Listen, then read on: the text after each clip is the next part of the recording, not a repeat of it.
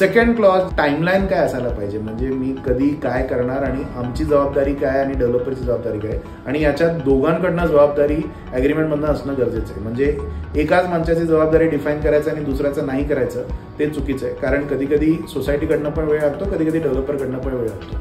तर दोन्ही लोकांनी एक टाइमलाईन फिक्स करायचं की या तारखेला किंवा या ड्युरेशनमध्ये हे गोष्ट व्हायलाच पाहिजे, हे बंधन घालणं खूप गरजेचं आहे. नाहीतर जे चांगली लोक आहेत, म्हणजे तुमच्यासारखे जे मेंबर्स आहेत ज्यांना रिडेव्हलपमेंट पाहिजे आणि त्यांनी भरपूर सपोर्ट केलंय, ते लोक ज्यांना रिडेव्हलपमेंट नको आहे आणि जे त्रास देतात, ह्या लोकांमुळे या लोकांना सगळ्यात जास्त त्रास होतो. तर म्हणून हा क्लॉज असणं खूप गरजेचं आहे. आणि याच्यामध्ये जर या वेळेत झालं नाही तर काय होणार हे पण मेन्शन करणं खूप गरजेचं आहे. तर हा सेकंड क्लॉज असेल जे आय थिंक खूप गरजेचं आहे. तुम्ही app.dreamsettler.com मध्ये जर तुम्ही सेक्रेटरी किंवा चेअरमॅन किंवा तुम्ही एका मेंबर म्हणून पण तुम्ही जर चॅटबॉट बरोबर तुम्ही चर्चा कराल, ओके, तर तुमचा मोबाईल नंबर टाका, OTP टाका, राईट हँड कॉर्नरला तुम्ही ते बटन दाबा, ते चॅटबॉट येईल. AI विचारू शकतात की बाबा मला नोटीस काढायचं आहे, तर we want to create notice for calling special general body meeting to initiate redevelopment.